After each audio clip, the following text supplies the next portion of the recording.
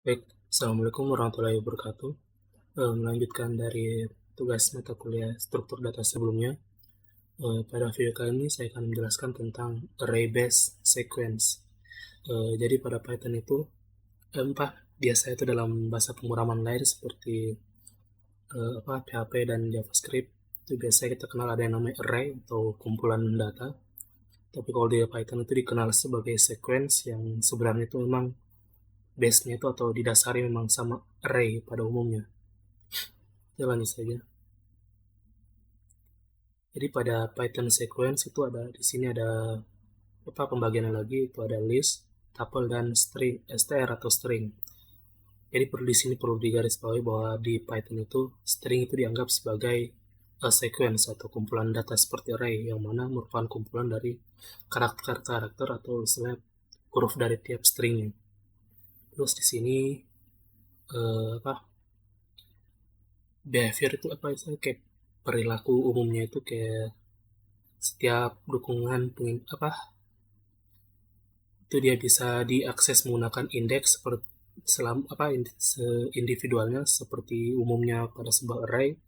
Misalnya kayak ini sequence K, yang itu untuk kita akses untuk indeks K.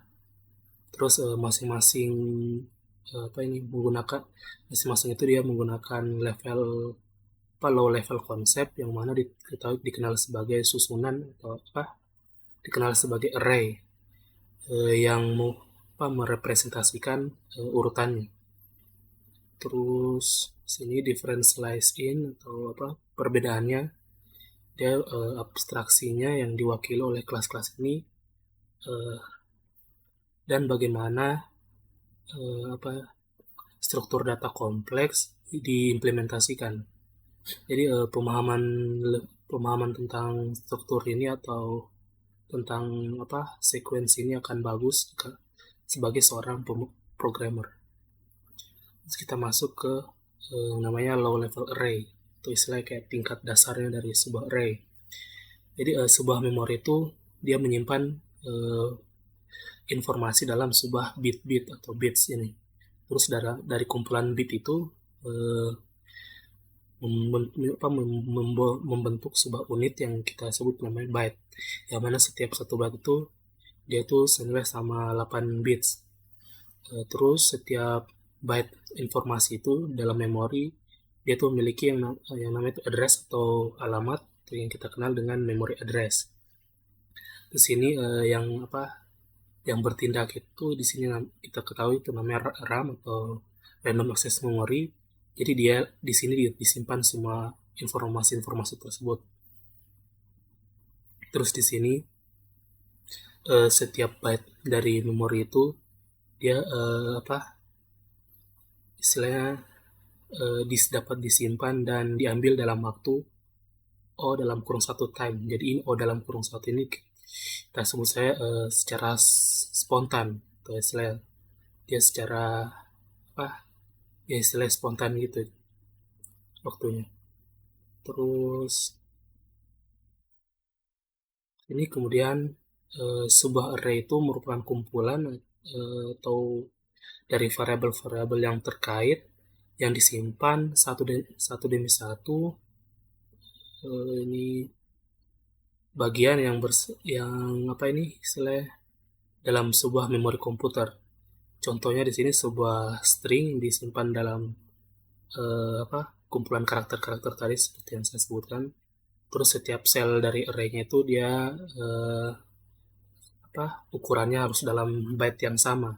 Ukuran misalnya di sini kalau di Python itu ukuran itu 2 byte. Sini yang perlu perlu diingat ini tulisan merah ini. Jadi bahwa khususnya pada Python itu setiap karakter dalam sequence ini disimpan dalam ukuran 2 byte atau 16 bit. Saya di sini contohnya string sample. Jadi dia itu ada 6 huruf, berarti dia ada 12 byte atau sekitar 96 bit. Terus sini jadi setiap lokasi dari jadi setiap ini disebut sebagai sel dan indeks itu digunakan untuk mendeskripsikan lokasi dari tiap karakternya. Terus ini as example di sini contohnya untuk indeks 4 itu dia L, berarti 0, 1, 2, 3, 4. Kan seperti kita tahu dalam Python itu indeks dimulai dari 0. Terus sini untuk alamat, untuk setiap sel itu dalam apa? Untuk alamatnya kita bisa menggunakan rumus ini. Untuk indeks K sama dengan start ditambah dengan cell size dikali K. Saya itu contohnya tadi yang L ini untuk kita tahu dia lokasinya di mana. Saya kan pertama indeks keempat. Eh, sabar, indeks keempat. Start. Oh itu untuk alamatnya pertama start. Berarti sini 2146 terus ditambah cell size-nya. Itu kan tadi 2 untuk cell size-nya 2 dikali. Nah, berarti dia indeks ke berapa? 4, 0, 1, 2, 3, 4. Jadi 4 kali 2, 8. 8 ditambah dengan alamat yang di awalnya. Jadi 8 tambah 2146 ditambah 8 jadi 2154 harus 2154. Jadi untuk mengetahui address-nya. Kita masuk ke referential array. Jadi referential array ini dia sama hampir mirip dengan array low level array tadi. Dia bedanya misalnya dia menyimpan beberapa string ini. Jadi ini string dia disimpan dengan disimpan terpisah, tapi di untuk isi ini kita buat array lagi untuk isi dari tiap stringnya. Jadi di sini tuh bukan lagi tiap stringnya yang isinya, tapi referensi dari tempatnya lagi ini. Jadi dia ditempatkan secara terpisah. Misalnya kayak saya buat sebuah array, misalnya array kosong, terus saya isikan itu sampel. Nah jadi di sini yang akan disimpan itu referensi atau alamat referensinya yang akan diisi itu nanti itu alamatnya. Jadi 2146. Jadi kalau saya mau simpan isinya sampel, jadi yang disimpan itu 2146 alamatnya, bukan karakternya lagi. Mungkin saya lanjut sini. Satu contoh daftar tunggal dapat mencakup beberapa referensi yang sama. Jadi di sini kayak sebuah list ada referensinya itu sama. Dia berbeda list tapi referensinya sama. Jadi ketika bisa memungkinkan ketika satu objek dengan satu objek menjadi elemen dari dua list yang berbeda seperti yang 7, 11, 13. Dia objek dari array primes dan temp. Terus di sini misalnya temp 2 kita ubah jadi 15. Sini contohnya, maka dia kan cuma berubah nilainya, tapi dia tidak merubah nilai asli sebagai referensinya. Itu kalau ini disebut shallow copy. Terus ada juga deep copy. Dia itu menggunakan untuk menyalin daftar yang dapat diubah. Terus lanjut. Terus sini counters atau penghitung 0 array 0 dikali 8. Ini contohnya bahwa satu array itu bisa mereferensi satu karakter. Jadi sini array ada 8 kolom tapi referensinya cuma satu, itu 0. Sini contohnya diubah nilainya. Saat diubah yang indeks kedua itu diubah jadi ditambah jadi dengan 1, dia berubah nilainya. Tapi nilai yang tetap karena dia merupakan referensi dari indeks-indeks lain. Terus sini extended list itu untuk kayak memperluas listnya. Jadi menerima referensi yang baru ditambahkan. Misalnya sini extra untuk tambahannya 23 terus 31. Saat yang prime sini yang awalnya cuma sini terus di extend dengan yang ekstra. Jadi sini dia bertambah tapi berdasarkan yang ekstra sini. Terus masuk ke compact array. Jadi sebuah compact array itu dia menyimpan data primary data atau data asli terus dalam bentuk bit yang alih-alih itu alih-alih referensinya seperti tadi yang saya sebutkan, eh, apa dia menyimpan referensinya. Di sini keuntungannya itu dari compact array pertama itu penggunaan memorinya itu lebih lower, lebih rendah dibanding dengan referensi array. Terus primary datanya itu disimpan secara berurutan, terus memberikan kinerja yang tinggi. Terus ini dia untuk mendukung untuk compact array yang ada di dalam modul bernama array. Oh, jadi ini untuk kalau kita menggunakan array compact, kita harus memanggil modul array. Terus ini contoh-contohnya. Kalau kita membuat, saya import array, primes array, terus ini ada istilah ini si data type. Contohnya dia itu untuk menunjukkan jumlah byte-nya sama data type-nya. Saya untuk yang i ini i kecil ini dia termasuk sign int atau integer. Dia untuk typical number of byte-nya itu 2 atau 4. Dan bisa banyak lagi pilihan lagi sih yang ada di tabel ini. Terus dynamic array ini ketika kita membuat sebuah low level array, jadi kita perlu untuk menentukan ukuran pastinya. Ini juga berlaku pada tuple dan string pada Python, yang mana dia itu tidak bisa diubah setelah dibuat, ukuran dan kontennya itu tidak dapat diubah. Terus Python list dia itu merepresentasikan dynamic array. Jadi yang mana elemen itu bisa ditambahkan atau dihapus dari listnya. Terus ini semantic of dynamic array, dia itu mempertahankan array dasarnya yang memiliki kapasitas lebih besar daripada yang saat ini. Terus jika kapasitasnya yang dicadangkan itu habis, terus sistem akan saya kayak inisialisasi dan buat lagi array yang lebih besar dari array yang sebelumnya. Terus ya dia yang kemudian yang lebih besar ini yang akan diambil oleh sistem. Sini contohnya daftar kosong di sini ada empty list. Dia itu memerlukan sejumlah ruang yang mana itu 60 byte pada contoh ini. Jadi dia itu memerlukan penyimpanan seperti yang ini. Jumlah elemennya itu yang disimpan jumlah elemen yang disimpan dalam list, terus jumlah maksimal dari elemen yang bisa disimpan, terus referensi dari array yang dialokasikan ini. Jadi di sini setiap alamatnya itu dia ukurannya 64 bit atau 8 byte. Jadi di sini awalnya dari 64 byte, jadi dia membesar menjadi istilah dynamic array. Ukuran itu bisa berubah-ubah. Setelah dia bertambah jadi 96, bertambah 32 byte.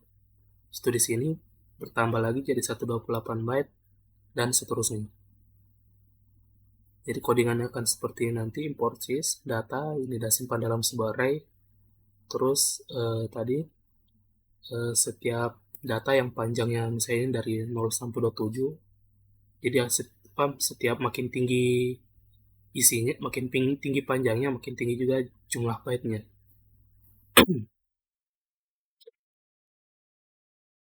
Terus selanjutnya ini kapasitas cadangan. Ini tuh kapasitas cadangan, dia tuh ukuran 32 byte 4 sel menjadi 64 byte atau 8 sel. Terus dia array-nya itu akan terus diperluas atau membesar secara terus menerus dengan menambahkan objek baru. Jadi di sini kita akan coba untuk mengimplementasikan sebuah dynamic array. Jadi pertama itu sini jelaskan saya konsepnya. Awalnya kan di sini kita buat sebuah array A yang isinya ada 4 di sini. Jadi ketika kita ingin menambahkan, maka sistem akan membuat sebuah array baru. Jadi array baru dan isinya di sini, jadi isinya tetap sama, terus dia akan dipindahkan. Jadi ini akan hilang, jadi array yang baru ini yang akan dipakai selanjutnya. Jadi akan seperti itu nanti, terus sini seberapa besar array baru yang akan dibuat. Jadi dia itu harus memiliki ukuran 2 kali lipat. Jadi tadi ini 4, dia akan menjadi 8. Jadi yang awalnya ini sudah penuh, jadi kita ingin akan untuk menambahkan objek baru, dia harus buat yang baru, yang lebih besar, terus yang baru, yang lebih besar itu yang akan dipakai. Nah ini ada implementasi kodenya.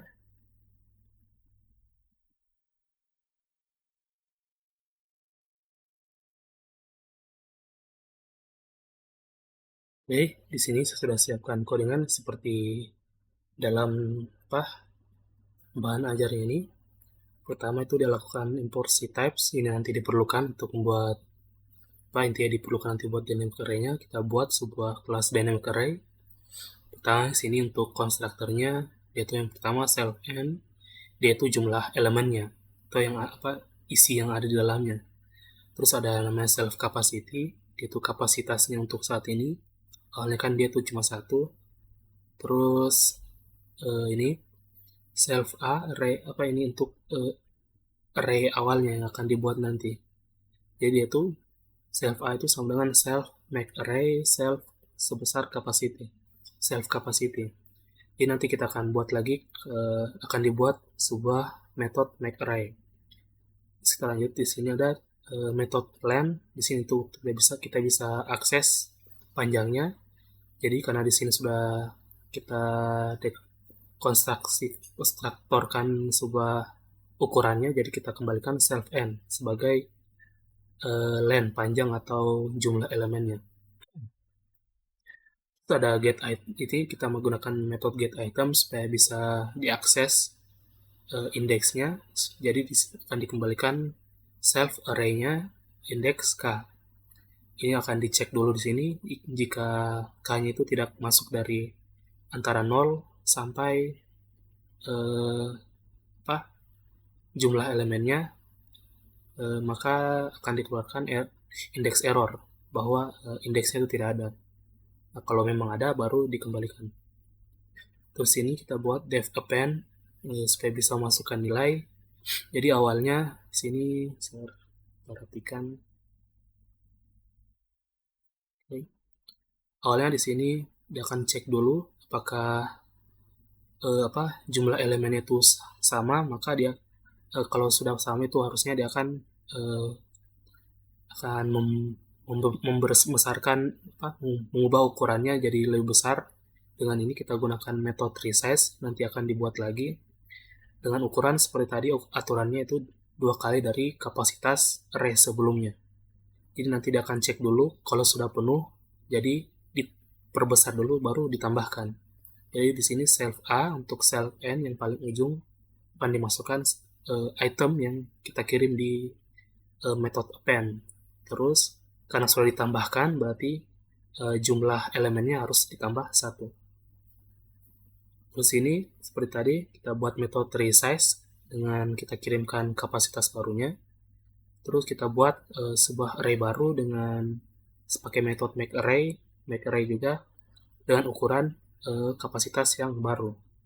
Jadi di sini kita lakukan lagi perulangan. Jadi ambil dari setiap elemen di array sebelumnya dipindahkan ke array yang baru dengan ukuran yang lebih besar. Kemudian ini diganti self a yang sebelumnya itu diubah jadi array yang baru. Begitu pula dengan kapasitas yang sebelumnya diubah dengan kapasitas yang lebih besar. Terus ini untuk metode untuk membuat array-nya. Sini kita menggunakan ini ctypes.py object. Intinya ini itu untuk membentuk array-nya lah, dikali dengan c jumlah kapasitasnya nanti. Terus di sini kita tambahkan metode str. Di sini tidak ada, kita tambahkan saja supaya lebih bagus nanti ditampilkan. Di sini akan tampilkan intinya nanti bentuk sebagaimana array pada umumnya, tapi dalam bentuk string seperti ini. Ini kita skip dulu karena dia ini untuk codingan selanjutnya.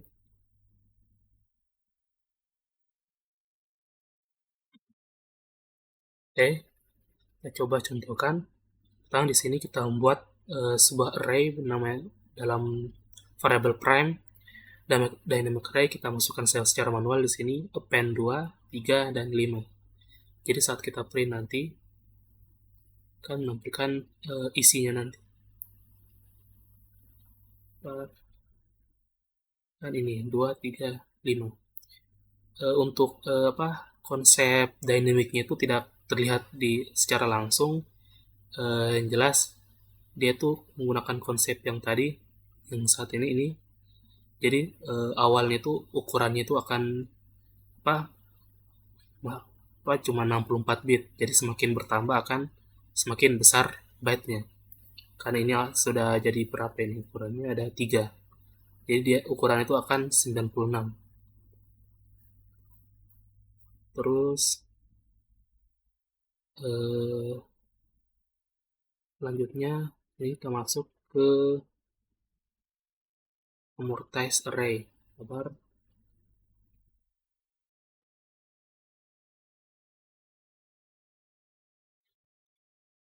Baik, lanjut. Jadi sekarang itu amortized analysis. Jadi dia itu mengacu pada penentuan waktu rata-rata yang digunakan untuk serangkaian operasi. Jadi dia berbeda dengan kasus pada umumnya karena dia itu tidak membuat sebuah asumsi tentang distribusi nilai data. Jadi amortized analysis itu dia itu menganalisis kasus terburuk dari sebuah sequence, sebuah operator sequence istilahnya sebuah urutan operasi daripada operasi individual. Nah, terus motivasi jadi tujuannya itu untuk menganalisis atau untuk memahami lebih dalam tentang waktu yang berjalan untuk waktu yang berjalan untuk sebuah teknik tertentu yang mana analisis kasus terburuknya itu memberikan gambaran yang overly itu berlebihan dari batas pesimis. Terus ini amortized analysis yaitu umumnya dia berlaku pada metode yang terdiri dari serangkaian operator operasi. Terus yang mana sebagian besarnya itu operasinya dia tuh istilahnya cheap tuh murah, tidak terlalu berat. Yang mana tapi operasinya cheap tapi expensive. Dia maksudnya apa ini? Dia lebih murah namun lebih mahal. Ya, seperti itu. Jika kita menunjukkan bahwa operasi yang expensive operation itu jarang terjadi, jadi kita dapat mengubahnya ke operasi yang lebih murah, lebih cheap operation, dan hanya mengikat operasi yang cheap in tadi. Terus assign artificial cost ini dia tuh menetapkan sebuah biaya yang mana untuk setiap operasi itu untuk setiap operasi dalam urutan dalam sequence tersebut, sehingga total biaya yang dibutuhkan itu total biaya itu dibatasi dari total biaya yang sesungguhnya. Terus ini artificial cost ini biaya buatan terus disebut sebagai amortized cost yang dari sebuah operasi. Terus ini ada mortise analysis dari mortise analysis dari dynamic array tadi. Jadi dia apa? Ini artinya itu coba jadi di sini itu maksudnya view the computer. Jadi kita menganggap sebuah komputer dioperasikan menggunakan dengan koin yang mengharuskan kita untuk membayar satu cyber dollar untuk jumlah komputasi yang konstan yang tadi dalam kurung satu tadi. Jadi ketika operasi dijalankan kita harus memiliki cukup tadi cyber dolarnya yang dalam current bank account untuk menjalankan operasi tersebut. Terus kemudian dengan demikian jumlah cyber dolar yang kita habiskan akan diperhitungkan diperhitungkan akan sebagai proporsional dalam waktu dengan waktu yang dihabiskan pada perhitungan tersebut. Terus ini kita coba artikan.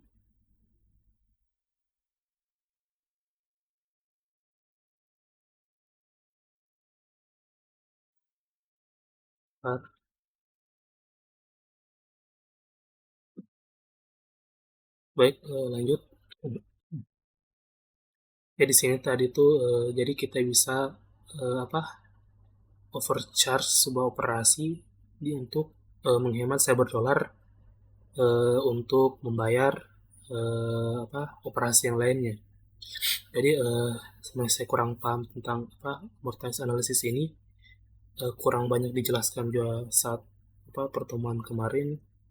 Jadi dari yang saya baca itu intinya dia itu biaya yang akan dibebankan kepada kita atau komputer untuk menjalankan sebuah operasi yang biasa itu biaya memorinya atau biaya waktunya seperti tadi contohnya itu dalam kurung satu tadi.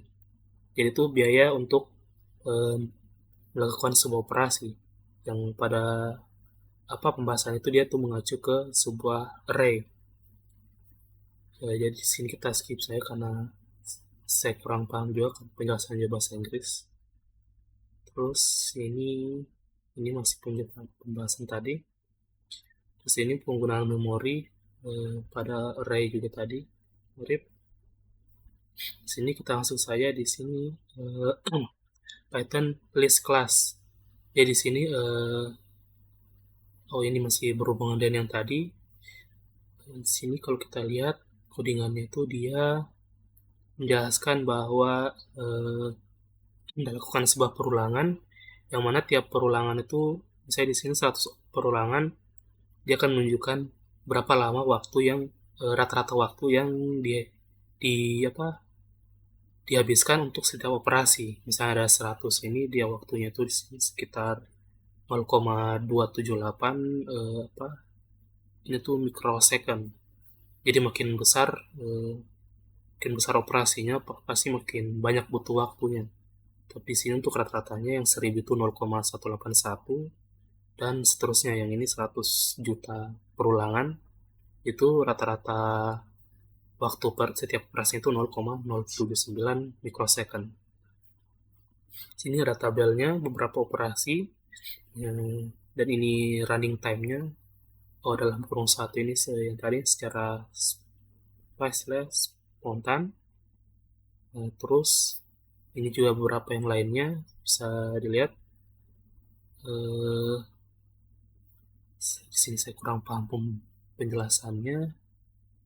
Nanti ini daftar saya dari cost tadi biaya yang dibutuhkan untuk menjalankan beberapa operasi. Misalnya ada len, count, index, ini untuk operasi perbandingan, terus dan lainnya lagi. Ini juga tabel lainnya. Dan termasuk saya skip sekian ini. Nah ini lanjutan dari tadi yang dynamic array. Lanjut saya pembahasan codingan tadi. Saya buka dulu codingannya. Oke, di sini untuk menambahkan sebuah elemen dalam list, itu kita menggunakan insert.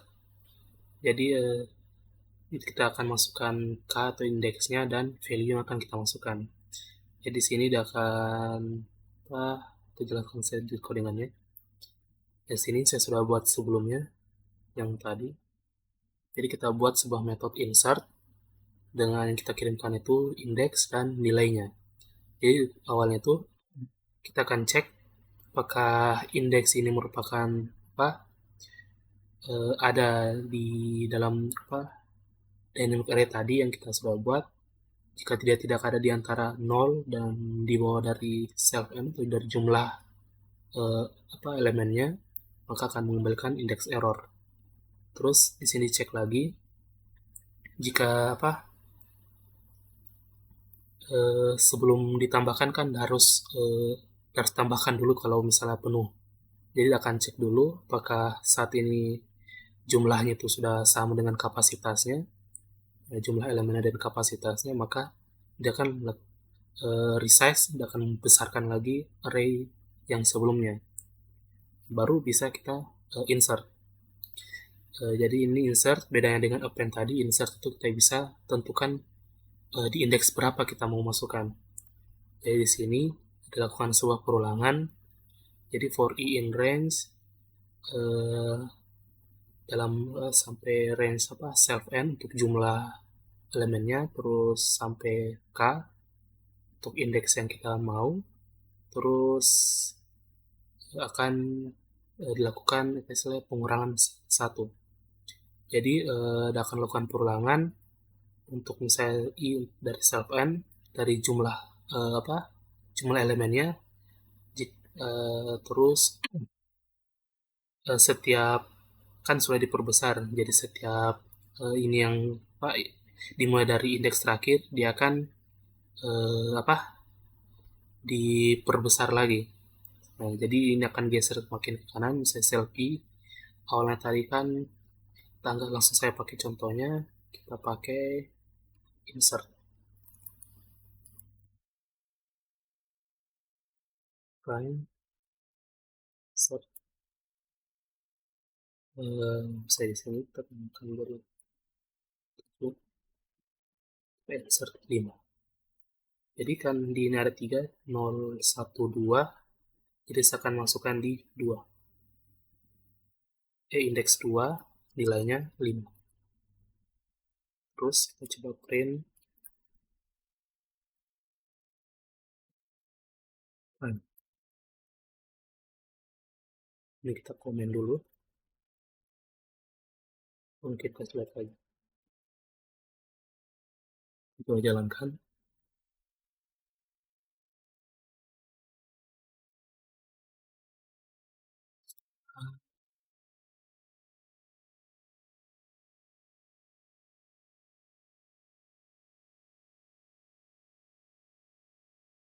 Dan ini akan jadi nanti kita akan insert di 3. Jadi awalnya itu akan hitung dulu i sebagai self n-nya, berarti awalnya itu self n itu ada 3. Jadi untuk indeks ketiga 0 1 2 3 dia itu akan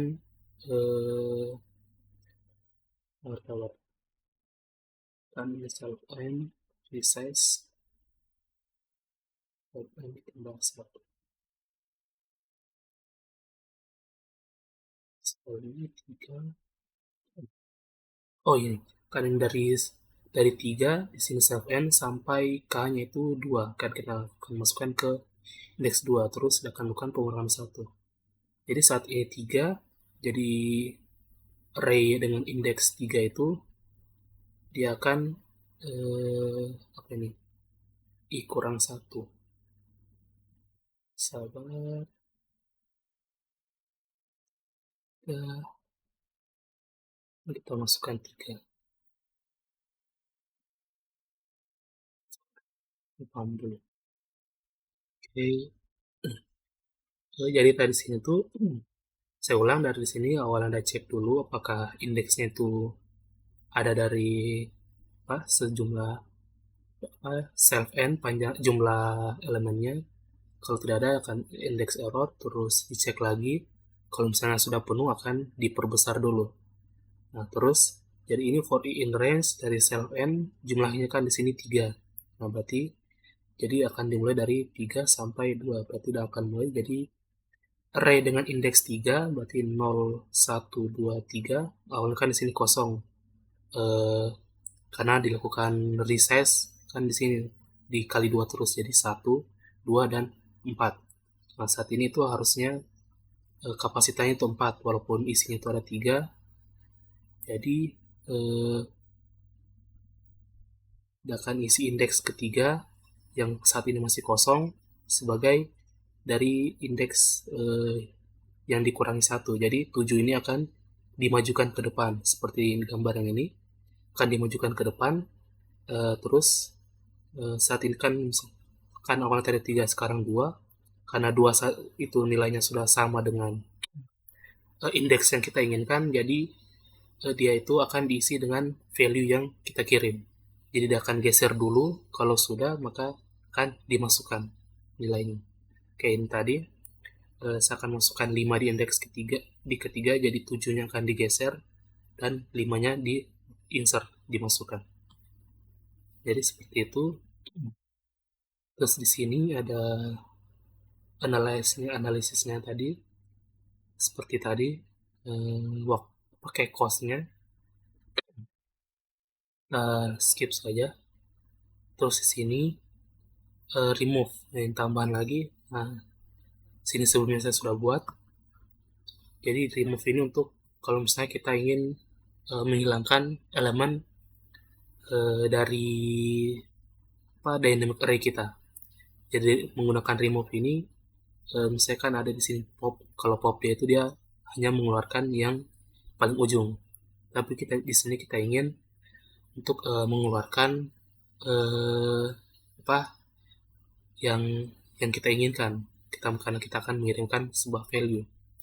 Jadi di sini kalau dari contohnya itu saya akan remove lagi. Remove.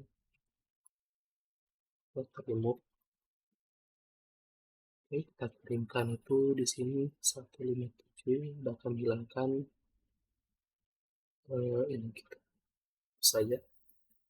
Sudah terlalu panjang. Ini 5. Ini 3. Sprint. Run.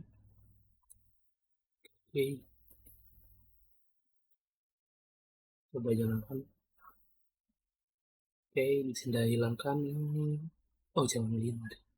Oh, ini dia akan hilangkan sesuai indeksnya. Oh, nah, itu jam 3. Hilangkan yang 3. Jadi bagaimana dia bekerja ini, pertama yang ini kita akan lakukan dua perulangan for i in range self sampai ini. Dia akan cek dulu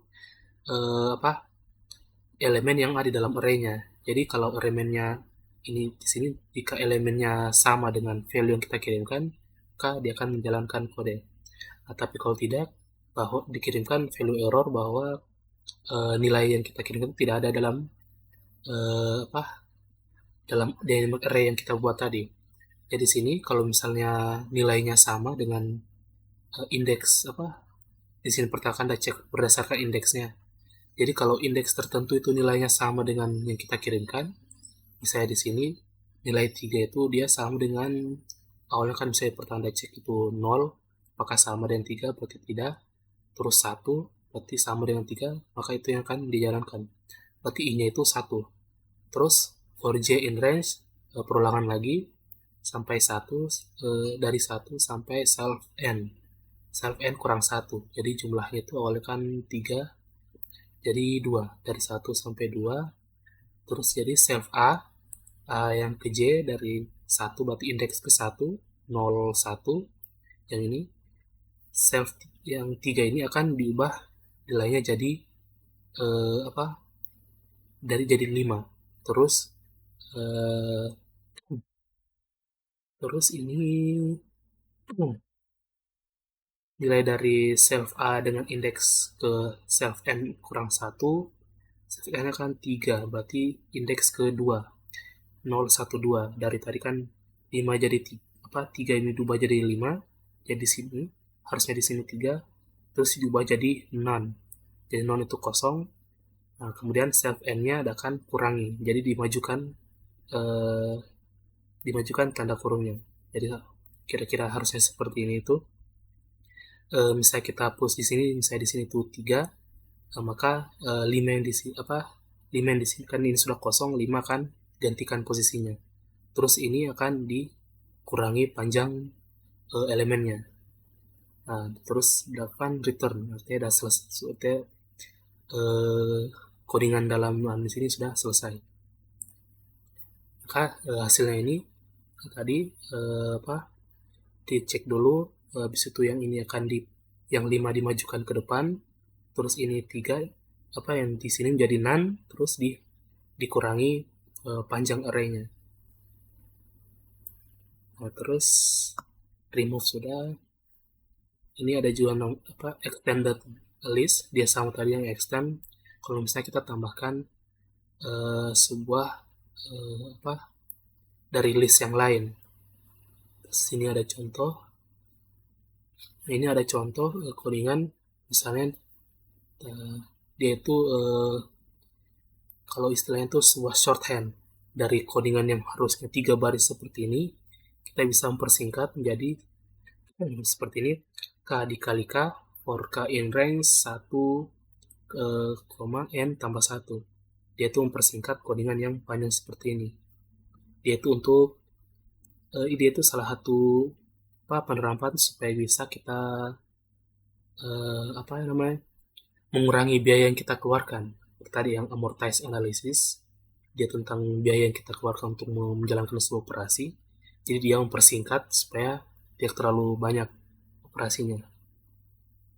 Terus sini termasuk sebuah string class. Jadi ini string juga termasuk bagian dari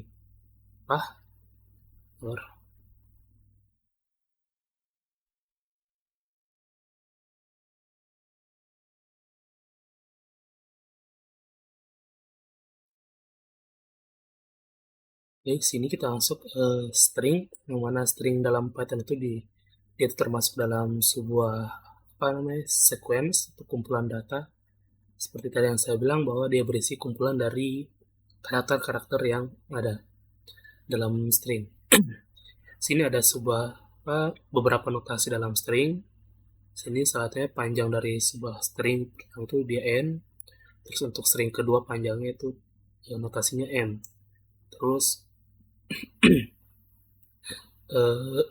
sebuah behavior itu kayak perilaku atau metode-metode umum yang ada dalam string itu.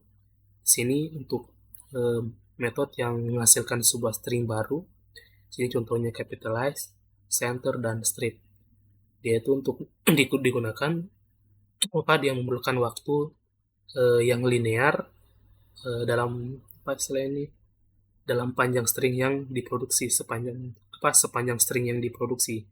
Jadi makin panjang stringnya, maka makin panjang waktunya yang dibutuhkan.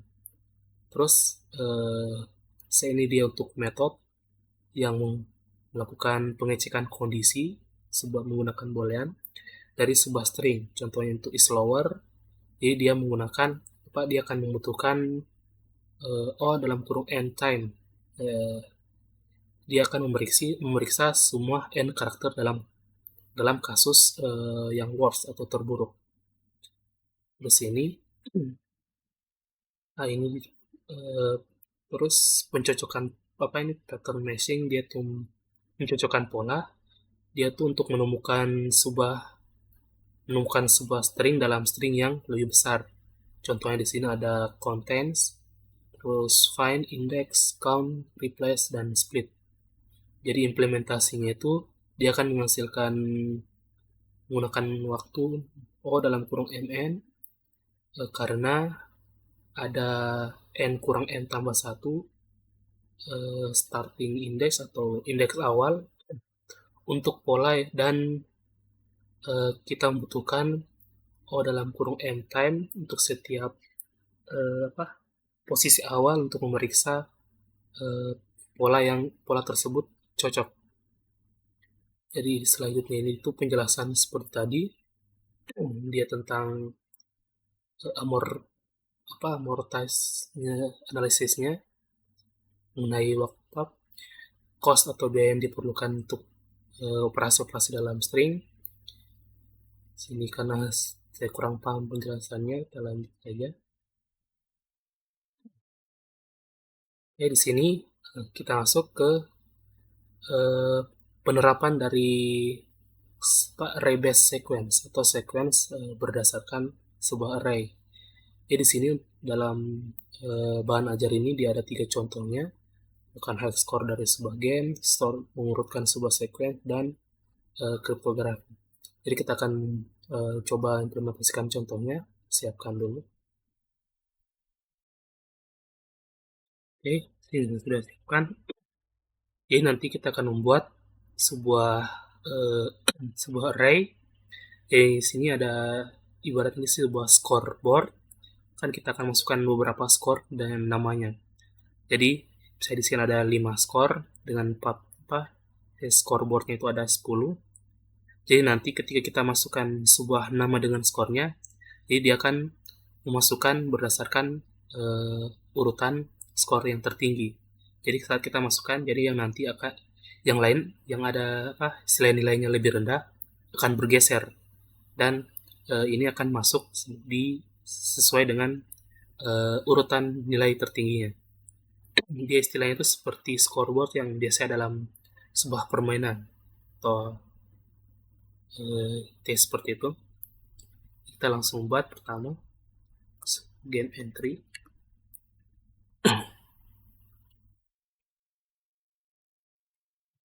Ini di sini konstruktornya dulu, get self name terus score. Let's is self name terus self score. Oke, terus metode untuk get name nya let's self,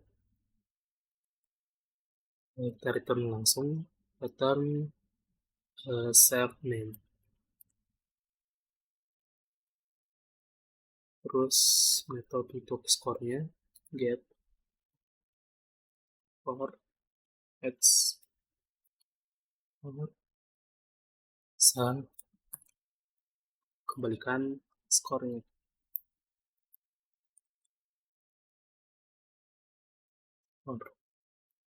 Terus yang terakhir untuk print str self, sini udah gunakan format string dalam kurung di zero score name, terus koma self score name add score. Oke, udah. Bukannya sekarang untuk scoreboardnya kelas score scoreboard. Oke, kalau kita instruktur dulu init self, sini udah buat nilai default untuk kapasitasnya tadi, tidak akan tampilkan 10 besar saja, capacity min 10 di server.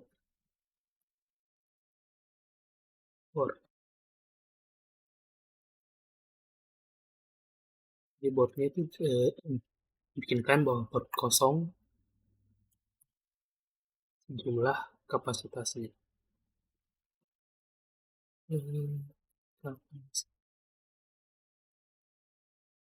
Oke, terus sel N untuk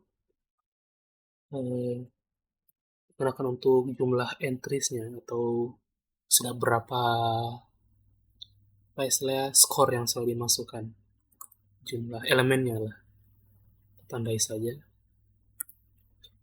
jumlah elemen. Yang bikin get item untuk bisa berlaku seperti array, kita bisa dapatkan indeksnya get item.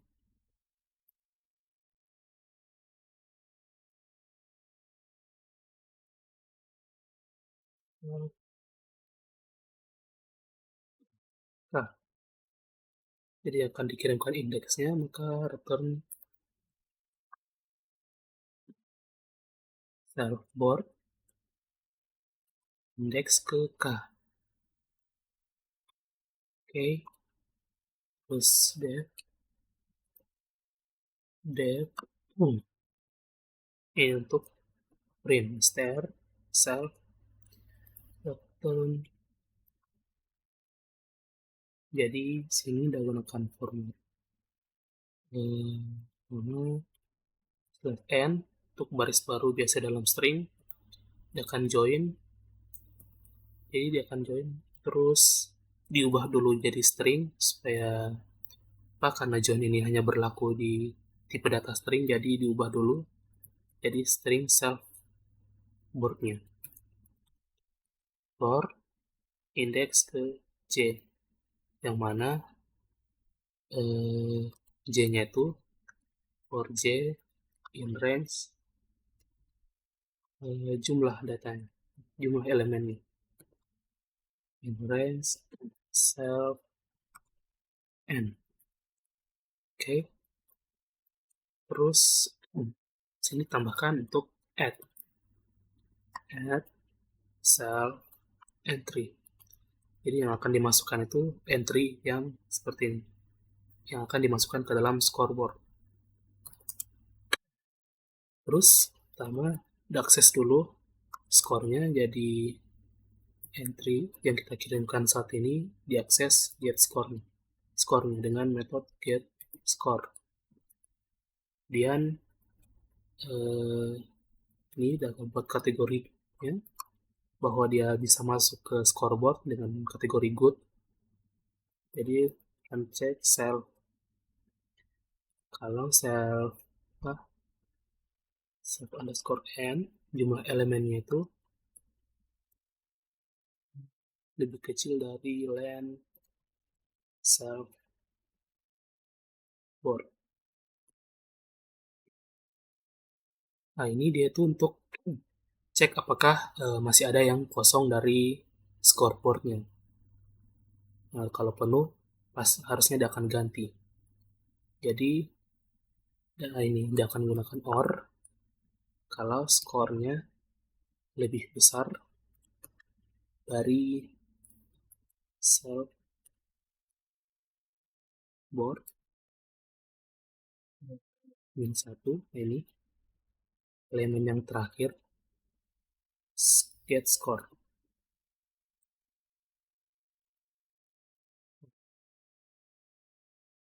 Get score.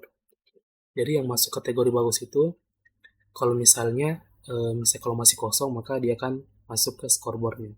Tapi kalau misalnya justru nilainya lebih tinggi dari nilai terakhir maka akan baru bisa ada masuk. Jadi sini gunakan if good kalau memenuhi syaratnya. Jadi kita cek lagi if self score n.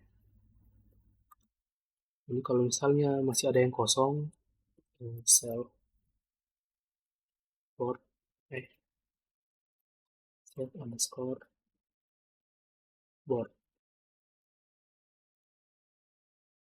Misalnya masih ada yang kosong di scoreboardnya, maka self underscore n akan ditambah 1, tambahkan dengan 1. Terus ini j sama dengan self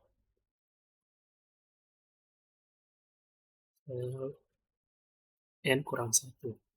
Jadi J ini akan mengacu ke indeksnya, karena seperti yang kita tahu kan indeks dari Python itu dimulai dari 0, jadi pasti eh, untuk akses indeksnya, jumlah indeks yang ada itu pasti kurang 1 dari jumlah elemen yang ada.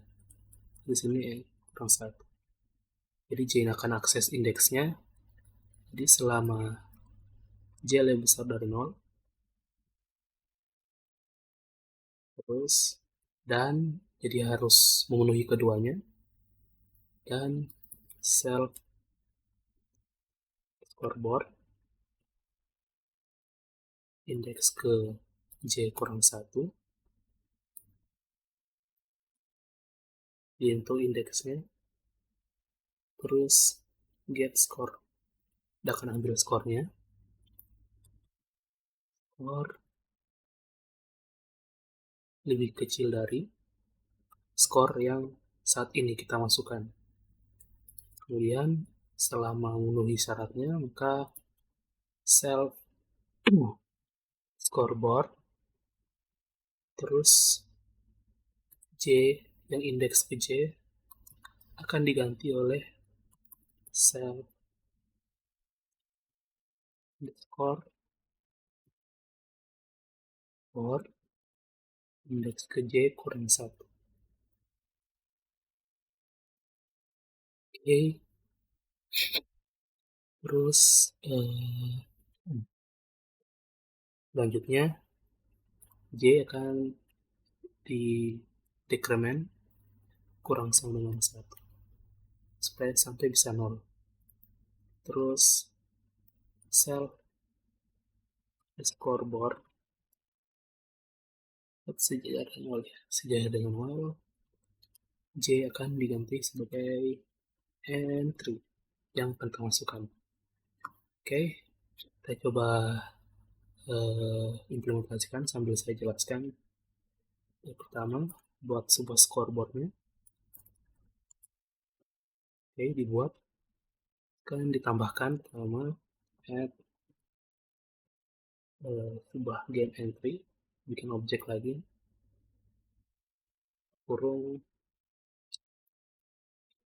mic, skornya dia itu 1105.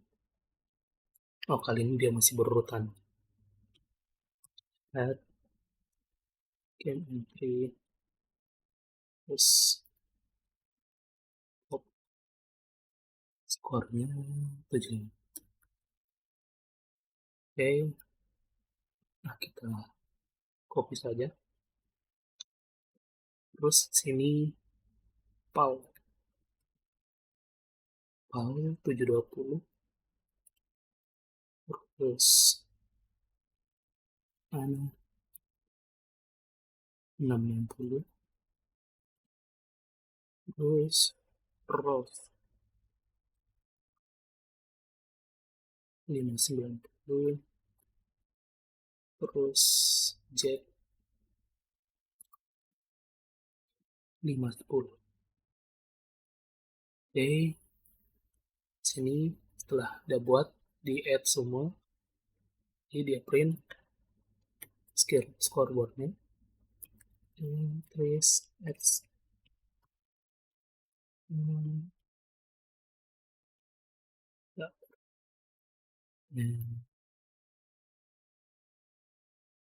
pakai format ini saja. Coba this on board, terus left hand spasi ads dan spasi to print ads. Oke, kita coba jalankan. Oke, di sini entries di scoreboard dia masih berurutan. Sini karena mic yang tertinggi 1105, terus box 750, seterusnya sampai jack 510. Jadi di sini kita coba masukkan ads tambahkan entries, add, tadi game entry, namanya Jill, skornya 740. Kita coba masukkan, kita print lagi. Oke, let's bisa dulu print dikali 50. Oke, ini pemisahnya. Jadi sebelumnya di sini cuma ada 1, 2, 3, 4, 5, 6 istilahnya 6 catatan. Terus pas kita tambahkan Jill, maka dia masuk ke urutan ke-3 karena yang tertinggi ke 740. Jadi misalnya awalnya itu kan cuma ada 6, saat kita masukkan Jill tadi, kita kirim yang tadi add, kita kirim nama dan skornya. Sebuah objek kita kirim awalnya sebuah objek. Nah, terus akan diakses skornya, skor dari Jill 740, dan dicek apakah self n-nya itu masih lebih pendek dari panjang self word-nya. Jadi self n-nya kan awal tadi self n-nya kan masih 0, sedangkan capacity word-nya itu ada 10, sudah ditetapkan tadi. Untuk 10 besar. Karena masih kosong, nah kemudian harusnya ini tidak perlu, tidak perlu. Dia kalau misalnya sudah penuh, apakah dia melebihi dari nilai terendah, baru dikerjakan. Nah, kemudian karena sudah memenuhi, masih ada slot kosong di skornya, di papannya. Nah, maka di sini dicek lagi dulu, apakah tadi masih kosong, maka self n-nya akan bertambah 1. Berarti ditambah elemennya, jadi ada 7. Terus self n j-nya itu self n kurang 1, self n-nya menggunakan jumlah elemen sebelumnya, n ada 6, maka selama j-nya itu lebih besar dari 0, kan 6 lebih besar dari 0, memenuhi. Nah, kemudian self word j min 1, berarti dia akan akses indeks ke 5, berarti 0, 1, 2, 3, 4, 5. Sabar. 0 kan ini ada 7. Self n-nya sekarang 7. Oke. J-nya itu 6. J kurang 1 get score. Iya. Oh, dia akan di sini tuh. Dia akan cek apakah skornya dia lebih kecil dari skor yang saat ini. Jill kan 740. Sedangkan Jack tadi kan harusnya ada di 5. Di indeks ke-5, sebelumnya kan ini Jack ada di 5. Karena 7 dia lebih tinggi, maka Jack-nya kan digeser menjadi ke indeks ke-6. Terus begitu seterusnya akan diganti, terus J-nya min 1. Terus kita masuk ke J4, indeks ke-4. Sebelum masuk tadi ini, indeks ke-4 sebelumnya kan Ross. Jadi Ross apakah tadi kan masih memenuhi di atas 0, apakah nilainya Ross itu lebih rendah dari skor saat ini? Karena masih lebih tinggi, maka akan digeser lagi. Begitu seterusnya sampai di sini itu Bob. Jadi ketika saat di sini Bob itu 1, kan masih lebih tinggi tuh. Masih lebih tinggi. Jadi indeks ke saat ini tuh masih di masih 1. Dia tidak memenuhi, maka dia akan berhenti. Dia tidak akan menggantikan yang Bob.